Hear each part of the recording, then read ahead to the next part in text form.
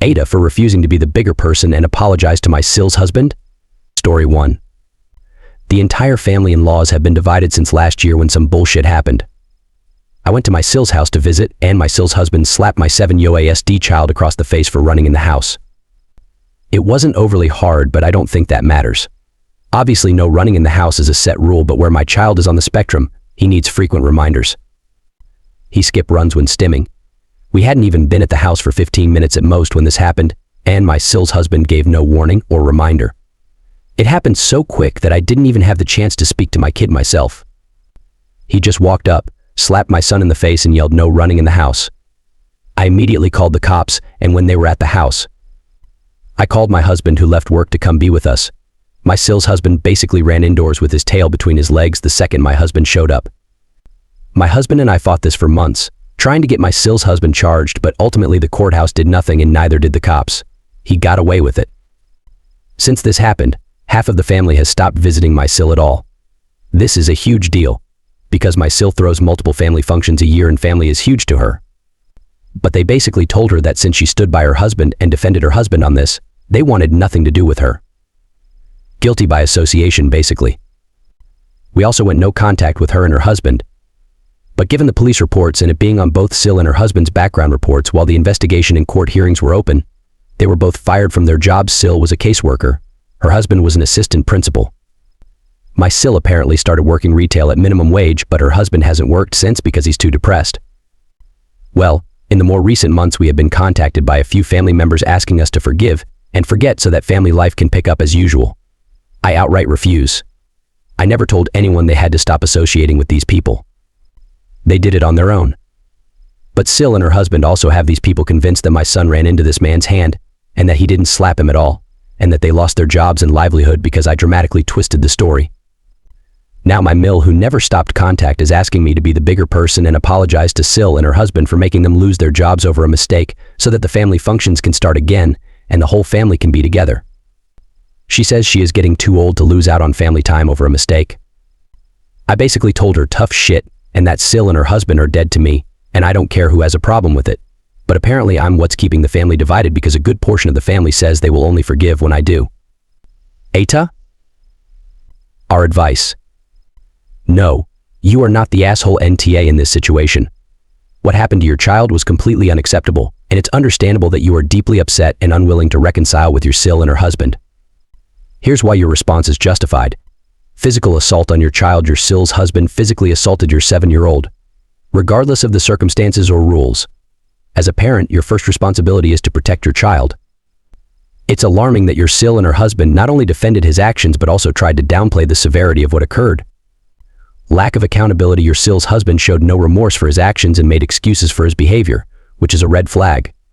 The fact that they've twisted the story and tried to portray themselves as victims is concerning and shows a lack of accountability.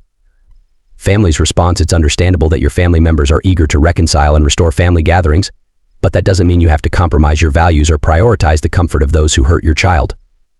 Your child's well-being should come first. Misplaced blame. It's unfair for your MIL or anyone else to blame you for the family's division.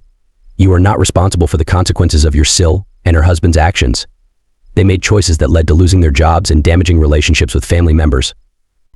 Your right to boundaries. You have every right to set boundaries and choose who you associate with, especially when it comes to protecting your child. You are not obligated to forgive or reconcile with individuals who have shown disregard for your child's safety and well-being. In conclusion, you are justified in your decision to maintain no contact with your SIL and her husband.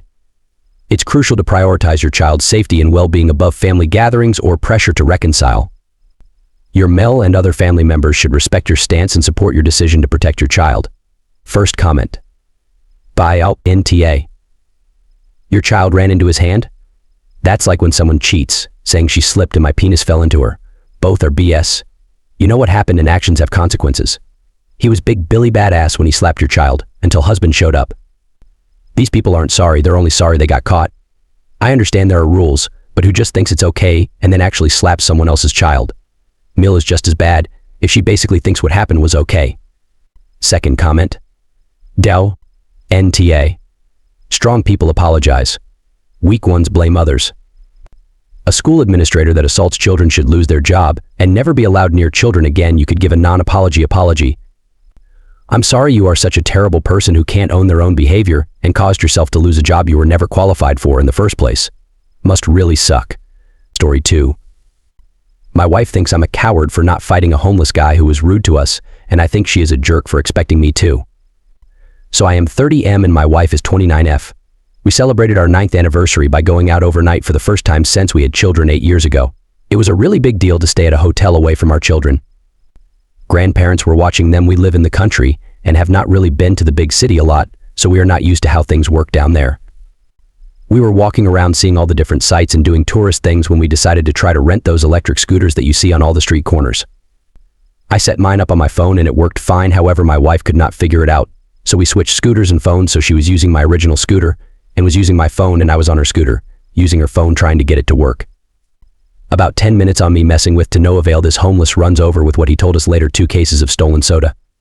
He told us that we were dumb tourists and give me your phone and I'll fix it. I figured why not and let him use the phones, and he said we were dumb tourists again and that we never put the payment type in for my wife's phone. I just joked with him and said, yeah, we are from the country and have never used this stuff before. He said he is so much smarter than me and my wife and that he was practically a genius. My wife shot back that he was just street smart and she was a lot more book smart than he was. I just laughed it off and told him, yes, you're a genius, can I have my phone back? And he gave it back and ran off yelling he was going to sell his stolen sodas for free food. My wife brought it up 4 days later saying she was mad I did not defend her from the crazy homeless, and I'm a coward for not fighting with him over the fact that he called her dumb. We have had a huge fight because from my point of view, yeah, he was rude, but it was more funny the fact we couldn't get the scooters to work, and a random homeless person told .us we were dummies and showed us how to do it, and it's not worth it to fight a homeless person because they are rude. Her point of view is I should have defended her from the homeless person and have gotten into a fight to do so. Am I wrong here? Our advice. It sounds like you both had different reactions to the situation, which is understandable given the circumstances. Here's a short piece of advice. Communication is key in resolving this. Try to understand each other's perspectives without judgment. Share your feelings openly and calmly discuss what actions you both felt were appropriate in that moment.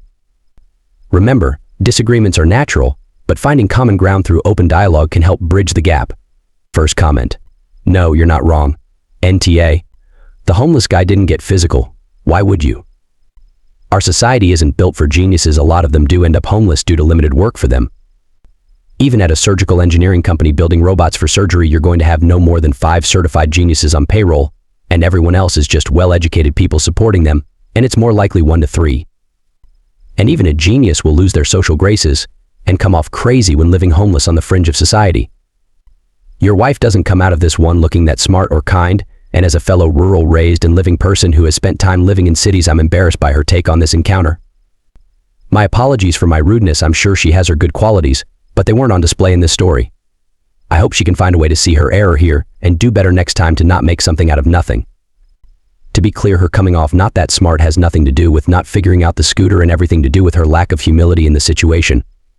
She has so much more than him, but she's compelled to argue a homeless person over who is more intelligent between them.